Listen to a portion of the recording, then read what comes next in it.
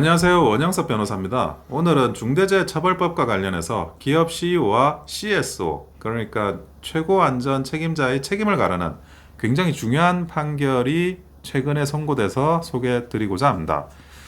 산재 사망이 발생했는데 대표이사는 무죄? 안전 책임자인 CSO의 안전 책임을 다 넘기면 CEO는 책임을 안 져도 되나? 이런 논란을 가져온 판결입니다. 사건 배경부터 보겠습니다. 중견건설사 B사는 경기 이천의 한 창고 신축 공사를 맡고 있었고 그중 기계 일부 공사를 하청업체에 줬습니다. 2023년 3월 하청 노동자 한 명이 고소 작업대에 올라타 이동하던 중 난간과 하부철 구조물 사이에 머리가 끼어서 사고를 당해 숨졌습니다. 검찰은 이 회사 대표이사 즉 CEO를 중대재해처벌법 위반 혐의로 기소했습니다. 안전보건관리 책임자를 제대로 평가관리하지 않았고 하청업체의 산업재해 예방 능력을 점검해야 할 의무를 다하지 않았다는 이유였습니다. 쉽게 말해 위에서 안전관리 제대로 안 해서 사람이 죽었다. 그러니 대표가 책임져라. 이런 구조였죠. 그런데 1심 재판부의 판단은 달랐습니다.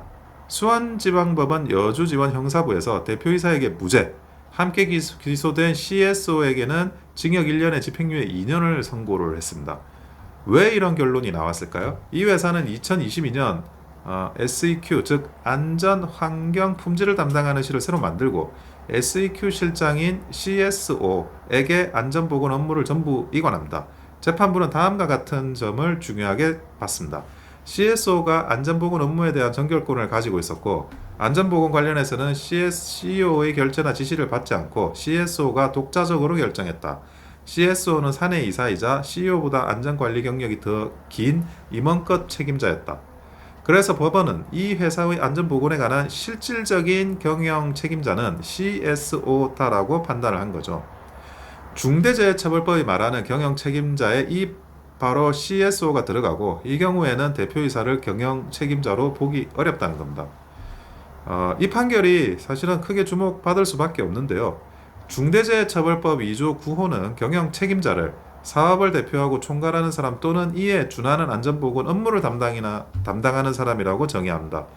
여기에 들어있는 또는을 어떻게 해석하느냐가 그동안의 큰 쟁점이었습니다. 노동계 해석은 이랬습니다. 대표이사도 경영 책임자, CSO도 경영 책임자, 둘 다 책임지는 거다.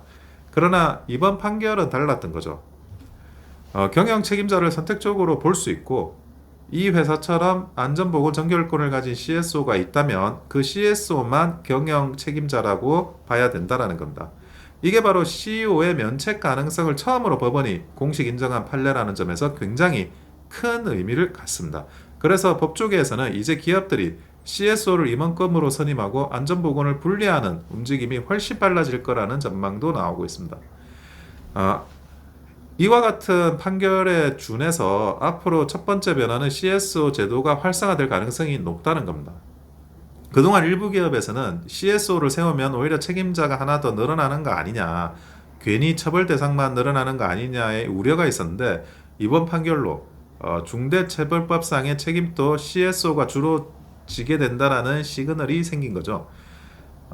또 반대 시각도 만만치는 않습니다. 이게 법망회피 수단으로 악용될 가능성이 굉장히 높다라는 겁니다. 이런만 CSO로 달아놓고 실제 권한은 CEO가 지고 있는 구조라면 형식적인 조직 개편으로 책임만 미룰 수 있게 된다는 거죠. 여기에 대해서 전문가들은 이 판결이 아직 대법원까지 간 것도 아니고 1심 판결이기 때문에 조금 더 지켜보자라는 신중한 입장이 많습니다. 오늘은 CSO에게 전적으로 안전을 맡겼다면 CEO는 중대재해처벌법상의 책임이 없을 수 있다는 최초의 판례를 살펴봤습니다. 한쪽에서는 합리적인 판결이라 그러고 다른 한쪽에서는 대표이사를 부당하게 면책시키는 판결이라는 비판이 있습니다.